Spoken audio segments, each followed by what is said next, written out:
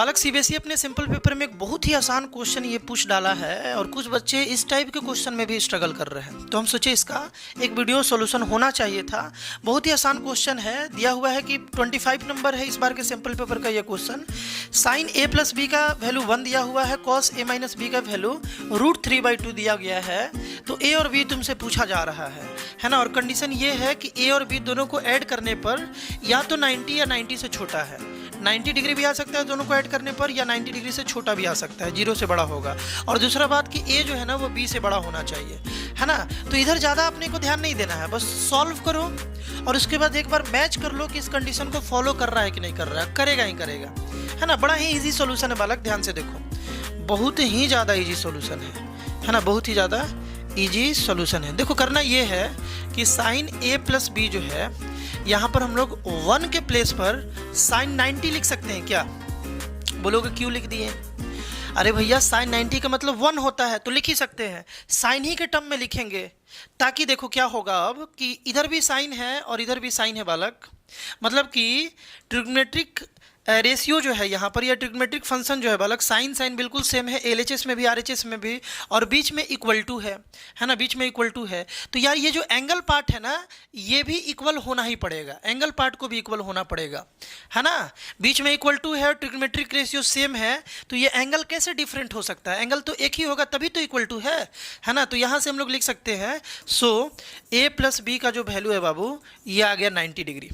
इसको इक्वेशन 1 मान लेते हैं, a प्लस बी का वैल्यू 90 आ गया। उसी तरीके से देखो यहाँ पर cos a माइनस बी जो है ना, cos a माइनस बी, ये √3/2 है, और √3/2 को cos के टर्म में बालक cos 30 लिखा जा सकता है, तो यहाँ लिख लेंगे बालक हम लोग cos 30। बात क्लियर है? अगेन वही बात कि cos और cos बालक सेम है, तो एंगल पार्ट को तो इक्वल होना ही पड़ेगा, एंगल पार्ट को इक्वल होना पड़ेगा, यानी कि a माइनस बी का वैल्यू बालक 30 आ गया, इक्वेशन 2। अब यहाँ से यार तुम सॉल्व करना जानते हो, लीनियर इक्वेशन इन 2 वेरिएबल के हेल्प से, उस वाले चैप्टर के कॉन्सेप्ट के हेल्प से इजीली इसे बनाया जा सकता है। दोनों को ऐड कर दिया जाए, 1 + 2 को बालक ऐड कर दो तो हो जाएगा a plus B plus a minus B, है ना। इसका LHS और इसका LHS बालक ऐड हो जाएगा, तो a प्लस यहाँ पर ये b है बालक, है ना, माइनस b, और ये दोनों ऐड होगा तो बालक 120 आ गया। 90 + 30 120, RHS के साथ ऐड हो जाएगा, b बालक यहाँ कैंसिल, 2a = 120 मीन्स a = बालक 60 आ गया। a का वैल्यू कितना आ गया? 60। ये 2 उस साइड जाएगा, 120 को डिवाइड कर देगा, है ना। 2 इस साइड आकर के 120 को डिवाइड कर दिया।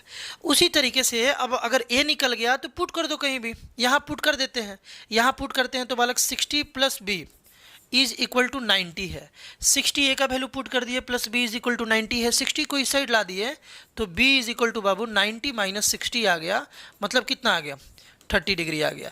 तो a का भी वैल्यू निकल गया और b का भी वैल्यू निकल गया, और जाहिर सी बात है देखो a 60 है और ये 30 है b, तो a जो है ये बड़ा होना चाहिए था b से, और बड़ा है भी, 60 बड़ा है 30 से। दूसरा बात, दोनों का वैल्यू 90 क्रॉस नहीं करना चाहिए था, 90 क्रॉस नहीं किया, है ना। तो इसका आंसर क्या था बालक? a का वैल्यू 60 और b का वैल्यू 30। सिंपल पेपर में जितना भी क्वेश्चन है जिसमें बच्चे स्ट्रगल कर रहे हैं, 1 से 2 दिन में वो उसका सारा का सॉल्यूशन बालक इस चैनल पर अपलोड हो जाएगा। तुम क्वेश्चन नंबर सिंपल पेपर के साथ चैनल के नाम से सर्च करोगे तो यहाँ मिल जाएगा। मिलते हैं बालक हम लोग नेक्स्ट वीडियो में, बाय।